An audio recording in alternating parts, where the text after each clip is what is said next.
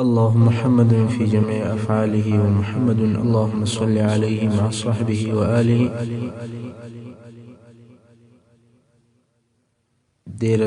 نبی علیہ الصلوۃ والسلام مبارک د سیرت شپږمه برخه. په تیره برخه کې موږ دا بیان کړی وو چې کله د نبی علیہ الصلوۃ والسلام مبارک خط و کسرا باچا ته ورلی دی ډیر په قهر شو، ځکه کسرا په هغه وخت کې د مخ د مځکې یو لوی باچا و. خو دا خبره ډیر عجب او تشکاره سوه چې څنګه د عربو څخه یو سړی ما ته دعوت کوي او ما د خپل ځان تابع کوي. مګر دې موضوع ته ډیره په سپکه وکتل، نو یې د نبي علیه الصلوۃ والسلام د نیولو او د راوستلو دپاره یې لښکر نه ولېږه، بلکې د یمن والي او د یمن باچا بازان ته یې حال ولېږئ. ولهلته په جزیرة العرب کې یو نفر پیدا سوی دی او غواړي چې زه د ده متابعت وکړم، دغه نفر ما ته راولېږه. بازان هم د جزیرة العرب خلک ډیر ضعیفه وویل، فقط یو دوه نفره یې مدینې شریف ته ورولېږه. ولورسئ او دغه نفر ته ووایاست چې د لښکر د لېږلو او د جنګ کولو ضرورت نشته، بې له ځنډه او بې له عذره ځان تسلیم کړه. مسلمانان ډیر ضعیفه ورته ښکاره کېدل او دوی خپل ځان د دنیا لوی قدرت او قوت بلل. دغه دوه نفر مدینې شریف ته ورسېدل، رسول الله صلی الله علیه وسلم ته ورغلل او ورته ویل زموږ سره بازان ته ولاړ شه او هغه دې بیا کسرا باچا ته لیږي، ځکه کسرا ته غوښتی. رسول صلی الله علیه وسلم مبارک ورته وفرمیل تاسې نن شپه استراحت وکړئ او ستاسې جواب به سبا درکړم. خلک چې سبا د جواب اخیستلو دپاره نبي علیه الصلوۃ والسلام ته رالل، رسول صلی الله علیه وسلم ورته وفرمیل بازان ته ووایاست چې زما رب نن شپه ستا رب کسرا در ووژي.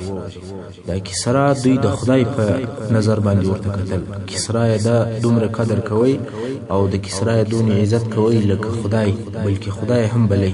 نو نبی علیه السلام نن زما خدای الله جل جلاله ستا خدای چې کسرا دی هغه یې در مړ کړي. نفر وویل ولکه کسرا نن شپه وژل سوی وي نو دا خبر تا ته چا راوړ؟ د پارس څخه تر مدینې شریف پورې تقریبا د یوې میاشتې لار ده چې خبر په یوه میاشت کې را رسیږي، نو ته څنګه دی ژر خبر شو؟ رسول صلی الله علیه وسلم مبارک ورته وویل ول د الله جل جلاله د طرفه څخه ماته وحی راغلی. نفر وویل ول موږ ته ستا دغه جواب دی؟ رسول صلی الله علیه وسلم مبارک ورته وویل هو. ولاړ سئ او بازان ته دا حال ووایاست. دوی هم رهي سول تر څو چې یمن ته ورسېدل او بازان ته دا بیان وکړي چې موږ ورته ویل چې ځان تسلیم کړه، ده وویل چې کسرا ووژل. تر دغه وخته پورې د کسرا د وژلو خبر د پارس څخه یمن ته نه و رارسېدلی. بازان پوښتنه وکړه چې دا کومه شپه وه چې ده دا درته وویل چې کسرا ووژل. هغه شپه چې دوی وروښوله چې پلانکۍ شپه وه، نو بازان وویل ولې انتظار وکړي. پس له 14 ورځو یمن ته خبر را ورسېدی چې کسرا په پلانکۍ شپه باندې د خپل زوی د طرفه ووژل شو. نو دغه شپه چې دوی حساب وکړي دا عیناً هغه شپه وه چې رسول صلی الله علیه وسلم دوی ته ویلي ول چې نن شپه کسرا ووژل شو.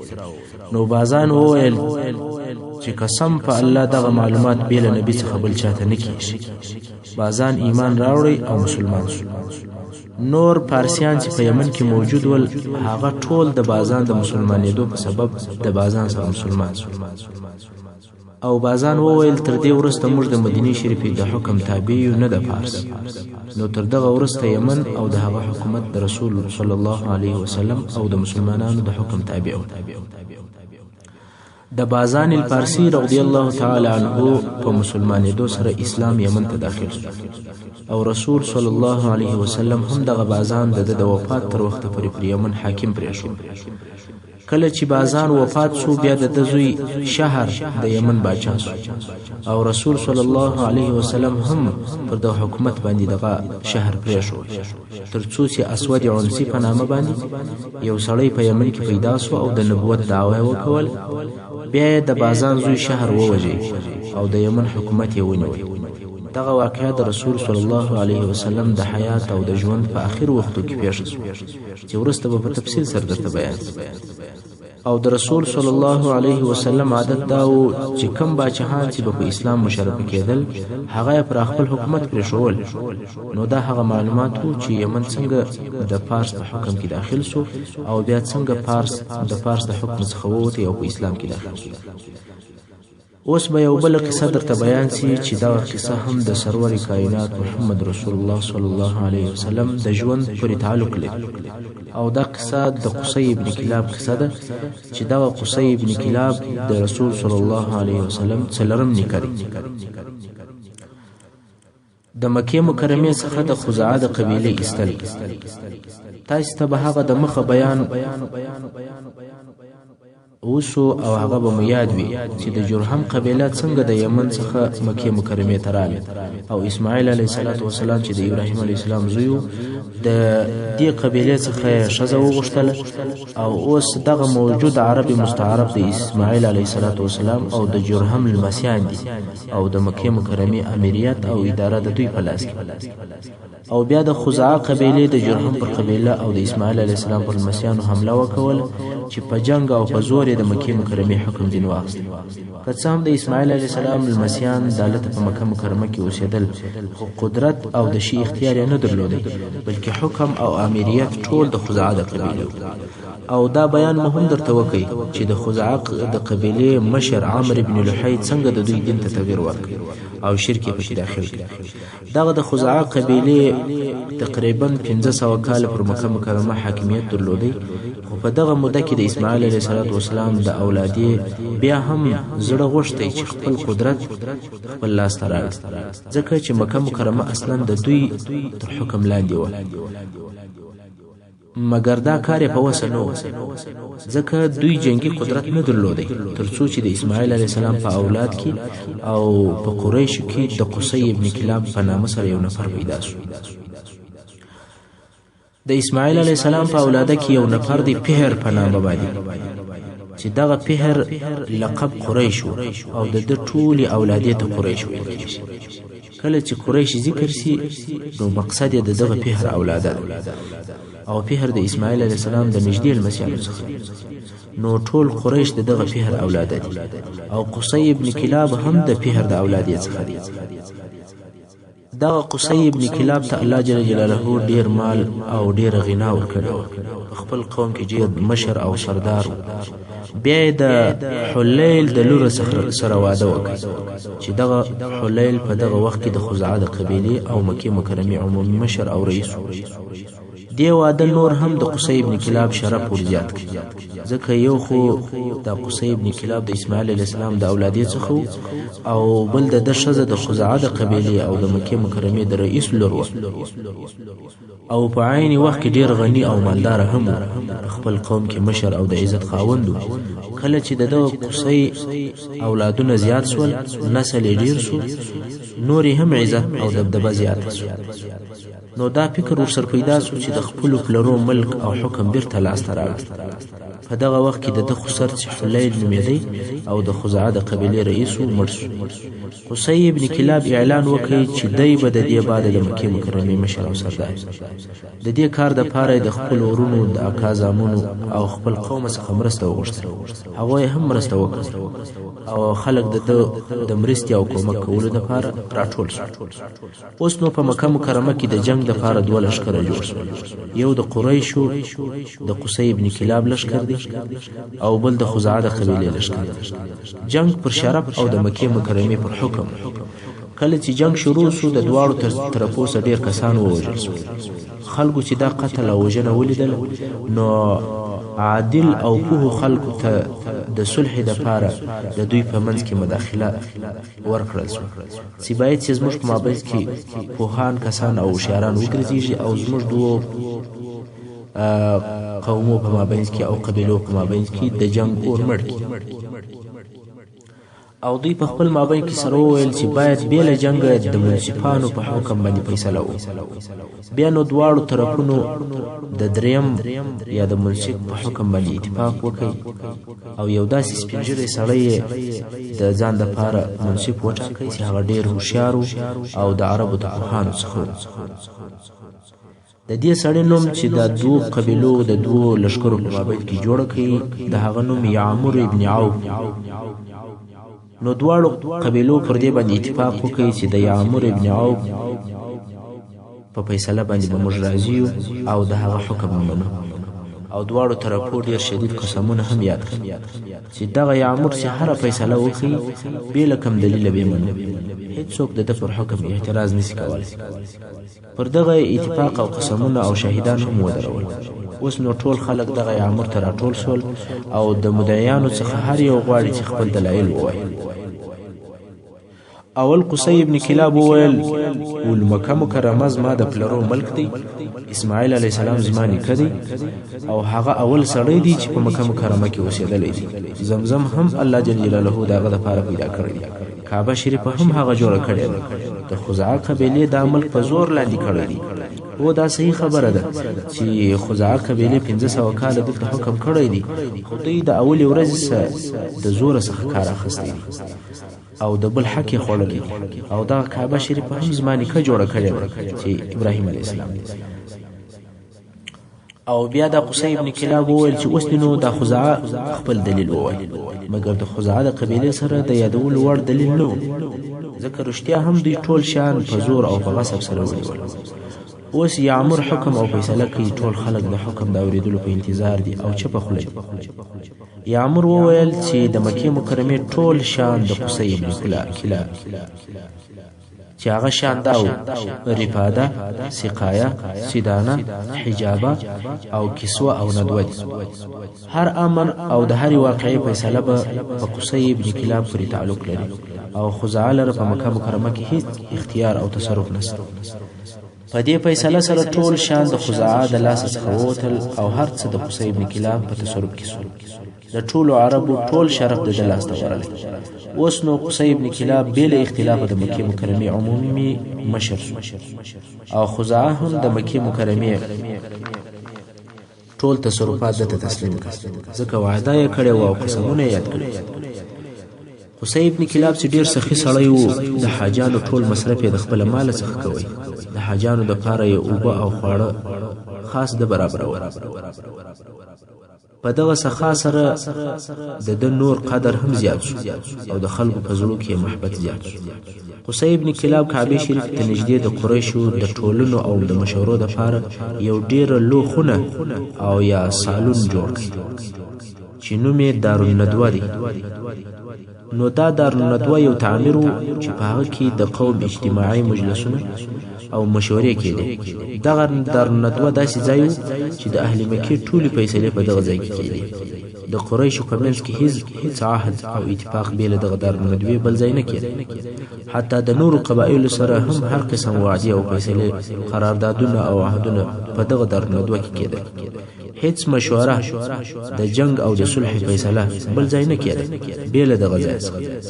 دا کار نور هم مخته ولاړی حتی تر داسې وخته پورې چې په مکه مکرمه کې هیڅ چا بل ځای واده هم نه کوئ، مګر په خاص په دارالندوه کې به د واده مېلمستیا برابروله چې دې دارالندوه ته دار قصي ابن کلاب هم ویل کېده. دا هغه دارالندوه دی چې بیا په آخر کې د رسول صلی الله علیه وسلم د هجرت په ورځو کې قریش راټول شول او د قریشو مشرانو په دغه ځای کې د رسول صلی الله علیه وسلم د وژلو فیصله هم دلته وکړه. او دا هغه کور دی چې دلته د مسلمانانو په مقابل کې د جنگ فیصلې کېدې. مقصد دا چې د عربو او د قریشو ټول حکم او شرف په دارالندوه کې و. ټولې فیصلې په دغه ځای کې کېدل او د دغه کور مؤسس او بانی قصي ابن کلاب چې دغه قصي ابن کلاب د رسول صلی الله علیه وسلم څلورم نیکه. کله چې قصي ابن کلاب سپین ږیری شو او ضعیف شو او ورمعلومه شوه چې اوس مې مرګ رانږدې دی، نو یې په خپلو اولادو کې وکتل چې ټول په مکه مکرمه کې د خپلو اخلاقو او پوهې په سبب ډېر د قدر او د عزت او د شرف خاوندان دي. بیل یو زوی سده چې داغه زوی نوم عبدالدار دا ډیر دی خپ چوب سړی و، یعنی نه د په چا کې شرط وای او نه بل چا په د شرط وای. نو قصي ابن کلاب د ځان سره فکر وکړي چې نور ټول اولادونه په خپل د عزت خاوندان دي، یو عبدالدار چې تر ټولو مشر هم دی په خلکو کې عزت نه لري. نو راسه د مکې مکرمه مشرتوب د تورکه چې دای هم په دغه مشرتوب د عزت خاوند شي. قصي ابن کلاب وصیت وکړي چې تر ما ورسته د مکې مکرمه ټول مشرتوب د عبدالدار دی. نو کله چې قصي ابن کلاب مرسو زامنو یې هم ټول منصبونه عبدالدار ته پرېښو، مگر کله چې بیا عبدالدار مرسو بیا نو د قصي ابن کلاب په زامنو کې د مشرتابه وظیفې په خپل منځ کې سره تقسیم شوې. د عبدالدار اولادیت سیدانه او حجابه ورپرېښول، د عبدمناف او د دو اولادیت چې بني هاشم دي سقایه ورپرېښول، او دا رقم د قریشو هر قبیله او هر پښې ته جلا جلا وظیفه ورکول شوه. د قصي ابن کلاب یو زوی عبدمناف نومېدی چې دغه عبدمناف بیا هاشم او مطلب او نور زامن. د هاشم د اولادیت دې څخه یو هم شیبه دی. دا د شیبه پلار چې هاشم تر مکې مکرمه د باندې د نور عربو څخه یو شزه وغوښته چې هغه عرب د بني عدی ابن نجار په نامه باندې یادېدل. نو د دې قبیلې څخه یو داسې شزه وغوښتله چې د شرف او د عزت خاونده وه. څرنګه چې دې ښځې په خپل قوم کې ډېر لوړ مقام او عزت درلودی، نو دا هلته په خپل قوم کې چې دا په مدینه شریفه کې وله اوسېدل، او هاشم به هلته وکړی. د واده د شرطو څخه یو شرط دا هم و چې طلاق به د دې ښځې په اختیار کې، ځکه دا ډېره شریفه او مالداره او د عزت خاونده وه. د دغه ښځې سره د هاشم ابن عبدالمناف زوی پیدا شو، او د دغه زوی نوم شیبه کښېښود. څه موده وروسته هاشم مړ شو چې د دې شیبه پلار، او شیبه د خپل مور سره تر مکې مکرمه د باندې اوسېده. کله چې د هاشم زوی شیبه د بلوغ سن ته ورسېدی او د بلوغ وخت ته ورسېدی، نو د دې شیبه اکا چې مطلب نومېدی او د هاشم ورور د شیبه مور ته ورغلی او ورته ویل چې زه هلک را سره بیایم. هغې ورته وویل څنګه یې بیایې؟ دا خو زما زوی دی د شیبه، دی باید چې زما سره د لې پاتې. مطلب وویل چې زوی دی اوس غټ دی او د سړیانو په درجه کې دی، او دی په خپل قوم کې د سردارانو او د اشرافو په درجه کې دی. د قصي ابن کلاب د زامنو څخه دی. د ده دپاره دا نه ښایي چې بې له مکې په بل ځای کې واوسېږي، ځکه هلته په مکه مکرمه کې د ده شرف او عزت، احترام او مقام سته د خلکو په نظر. ښځې چې د شرف او د سردارۍ نوم واورېدی، نو یې وویل اختیار به ده ته پرېږدو چې ستا سره ځي او که زما سره پاتې شي. کم وخت چې یې اختیار و شیبه ته ورکړی، ده وویل د اکا سره ځم، ځکه دی پوهېدی چې هلته شرف او عزت سته، او ده ته هم دغه شرف ډېر ارتباط درلودی. که څه هم دا شیبه د عمر په لحاظ باندې کشر و، خو د شرف په قدر باندې پوهېدی. اوس نو شیبه د خپل اکا سره د هغه پر اوښ تر شا ورسره سپور. هغه وخت عادت داسې و چې خلکو به همیشه نوي نوي مریان رانیول. نو کله چې دوی مکې مکرمې ته داخل شول او خلکو شیبه د مطلب تر شا ولیدی، نو د خلکو دا خیال شو چې مطلب نوی مریی رانیولی. نو یې شیبه ته عبدالمطلب وویل، یعنی د مطلب مریی. که څه هم وروسته خلکو ته دا معلومه شوه چې دغه د هاشم زوی شیبه دی او د مطلب وراره دی، خو شهرت یې په عبدالمطلب سره پیدا کړ.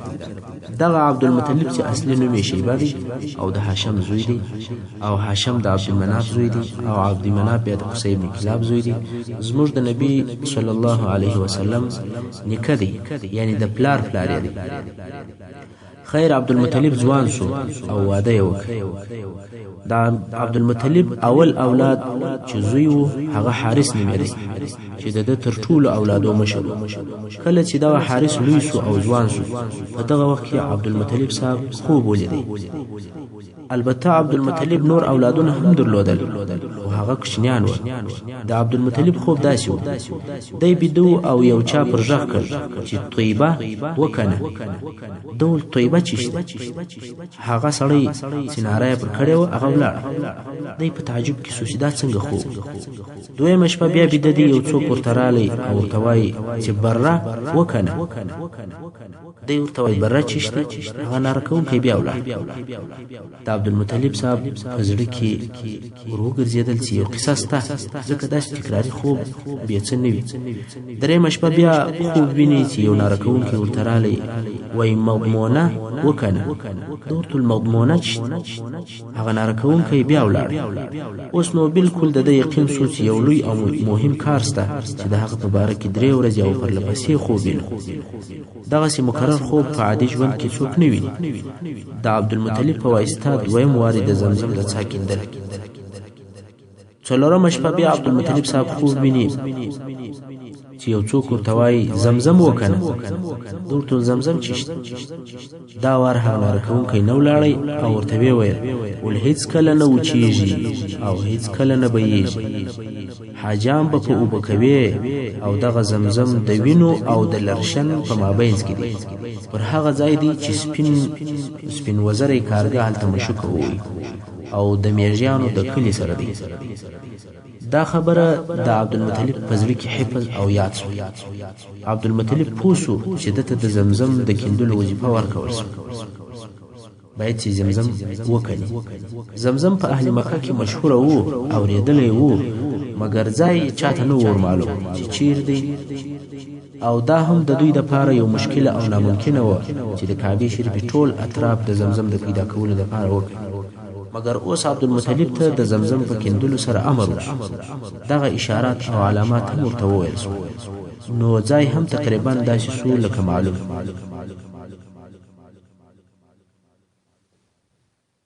خو دلته عبدالمطلب صاحب ته یو بل تکلیف پیښ شو. هغه دا چې قریشو هېڅ کله وده ته اجازه نه ورکوله چې د کعبې شریفې په شاوخوا کې کیندل وکړي.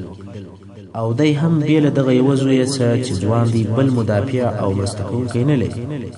خو بیا هم چې کله سهار شو نو دی او د ده زوی حارث دواړه له کور څخه راووتل او د کعبې شریفې ته راله چې زمزم پیدا کړي او بیا یې وکړي. اوس په هغه علامو پسې ګرځي چې ده په خوب کې لیدلي. اوله علامه خو دا وه چې د وینو او د لرې په مابینځ کې به وي. دویم علامه دا وه چې پر هغه ځای به وي چې سپین وزری کارګه هلته مشوکه و. دریم علامه دا وه چې د میږیتون او د میږیانو د کلي سره به دی د کعبې شریفې پر شاوخوا ګرځي. په دغه علامو پسې ګرځي مګر علامې هېڅ نسته. دی پر دغه حال و چې څو نفره رالل. اوس غواړي چې یو غوا د هغه بت سره حلاله کړي چې اساف نومېدی. دا بیان خو مو مخکې درته وکړئ چې اساف او نایله څوک ول او څنګه بتان شول. نو دغه نفرو هغه غوا د اساف سره حلاله کړل. خو غوا ویني د اساف سره توس وي مګر دغه غوا سمه نه وه حلاله سوې. د دې ځایه څه ولاړه سوه او وغورځېده. ویني ځین بهیږي او غوا ځغلي. خلک هم پسې ځغلي. څو بل ځای غوځاره سو. نفر هلته پسې ور ورسېدل. د غوا پاته کار یې هلته ور وکړئ او لرې او کلمې یې هلته ځین راوکښي. اوس نو عبدالمطلب ته اول علامه ور معلومه سوه چې دا یې ویني او هغه یې لری یا لرشن. نو د دغه دوو ځایو په مابینځ کې د زمزم څاه دی. خو بیا هم دغه منطقه ډېره لو او پراخه منطقه وه. ده نه سوای کولی چې دغه ټوله منطقه وکړي. نو په دغه ځای کې ګرځېدی چې بله پلا د هغه میږیانو پر شور باندې پېښ شو. خو دا هم هغه دویم علامه وه مګر دغه د میږیانو ښار هم ډېر لو منطقه نیولې وه او د عبدالمطلب دپاره دا سخته وله چې دغه ټوله منطقه وکړي. په فکر کې دی چې څه وکړي. په دې وخت کې یو کارګر رالی او یا ټپوس رالی چې په وزورو کې یې سپینې بڼکې وې. کارګه عادتا تور وي ټول تک تور وي. خو دته په خوب کې ویل سوي ول چې غراب اعصم. غراب اعصم په عربي کې هغه کارګه ته ویل کېږي چې په وزورو کې یې سپینې بڼکې وي.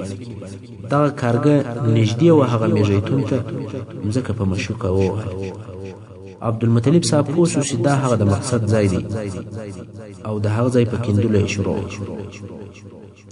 خو په دې وخت کې قریش پر راټول شول او ورته ویلې ول دا څه کوې د اسحاق او نایلې په مابینځ کې مځکه کینې موږ هیڅکله تا ته اجازه نه درکوو چې د کعبې شریف څخه نږدې ته مځکه وکړې عبدالمطلب و خپل زوی حارث ته ورغږ کړ چې ته دوی راڅخه ګرځو او په خپل عبدالمطلب صاحب په کیندلو باندې مشغول قریش د یوه طرفه او حارث د بله طرفه سره اخته دي قریش یې د کیندلو څخه منع کوي او حارث د دې مخه نیسي عبدالمطلب صاحب خپل کار او په کیندلو باندې مشغول دغه شخړه او کشمکش تر ډیره دوام درلودی څو عبدالمطلب صاحب پر هغه ډبرو پیښ شو چې عادتا د څا پر خوله ایښودل کېدې او په لوړ اواز یې نارې کړې الله اکبر قریش پوه شو چې عبدالمطلب صاحب د خپل مقصد شی پیدا کړ قریشو پوښتنه ځینې وکوله چې ته چی شکنې ده وویل ول زمزم عبدالمطلب صاحب نور هم د خپلو کیندلو ته دوام پسې ورکړ او حقیقتا هم د زمزم صاحب پیدا کړ اوس نو قریش ورته وایي موږ دې په دغه څا کې شریکان یو عبدالمطلب صاحب ورته وویل ول د چی شریکان یاست تر اوسه پر موزه کیندلو ته نه پرېښول اوس چې اوبه پیدا شوې تاسې مې شریکان یاست واقعا هم په مکه مکرمه کې د اوبو ملکیت ډېر یو لوی شرف و اوبه په مکه مکرمه کې تر اوسه پورې نه وې او دوی به خپلې اوبه د مکې مکرمې د باندې څخه راوړلې اوس په خپله په مکه مکرمه کې د زمزم څاه ورته پیدا شو خو عبدالمطلب صاحب پر دې ټینګ و چې اوبه زما دي نور قریش بیا وایي چې موږ حتما درسره شریکان یو خو دا کشمکش دونه زیات شو تر څو تر جنګ سره ورسېد په آخر کې پر دې فیصله وشوه چې په یو دریم طرف باندې به موږ تاسې فیصله وکړو دریم سړی به موږ فیصله وکړو نو بیا سره وویل چې هغه دریم به څوک چې زموږ فیصله راکوي نو بیا اتفاق پر دې وشو چې د بني سعد د قبیلې یو کاهن دی هغه ته به ورځو پر هغه به فیصله کوو دغه کاهن په یثرب کې اوسېدی نو دی حالت روان شو هلته چې ورورسېدل د بني سعد کاهن خیبر ته تللی نو دی د مدینې شریفې څخه چې یثرب دی بیرته د خیبر په طرف باندې رارهي شو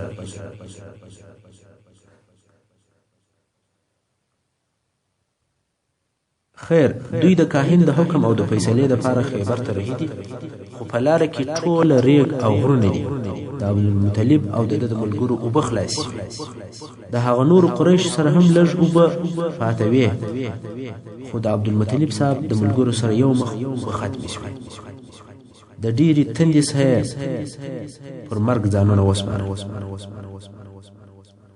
هغه نور قریش ته وویل چې څه اوبه راکړي خو هغه ورته وویل چې زموږ سره دونه لږ اوبه دي چې خالي موږ ژوندي په پاتې شو دونه اوبه نسته راسره چې موږ یې تاسې تم ده نو د عبدالمطلب صاحب او د ده ملګرو د ډېرې مجبورۍ څخه ځانونه پر مرګ وسپارل او سره ویې ویل چې وچې دښتې اوبه نه لرو او د مقصد ځای هم ډېرې لرې دی بې له مرګه بل شی نه دی نو بیا سره وویل چې اوس څه کول پکار دي نو بیا په دوی کې وویل چې باید چې د خپلو ځانو دپاره قبرونه جوړ مرګ خو حتما راځي مګر دا چې ټول داسې پر دشت پراته یو او حیوانان مو خوري تر دې دا ښه دی چې شخ کړل شو قبرونه به جوړ کړو هر یو چې د مخه مړ کېدی دا نور به ښخوي فقط هغه اخري نفر چې په اخر کې مړ کېږي هغه به بې له ښخېدو پاتې شي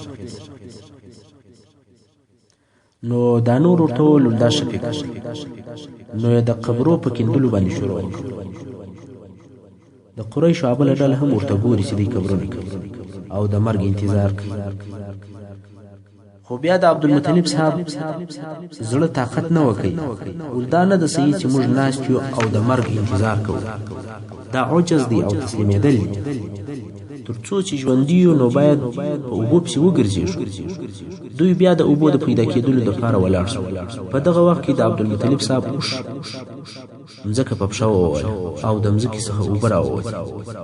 دوی په تلوار پر راټول سول او اوبه یې وڅښلې.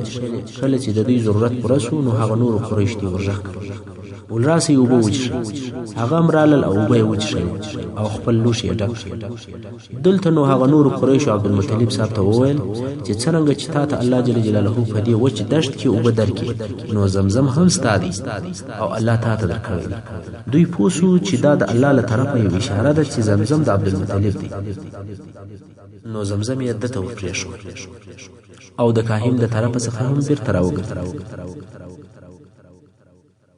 نو چې په دغه فیصله سره بیرته سقایا چې د حاجانو اوبول دي او د زمزم د څا ملکیت دی بې له اختلاف د عبدالمطلب سو او د زمزم تصرف د عبدالمطلب او د هغه د اولاد سو. الله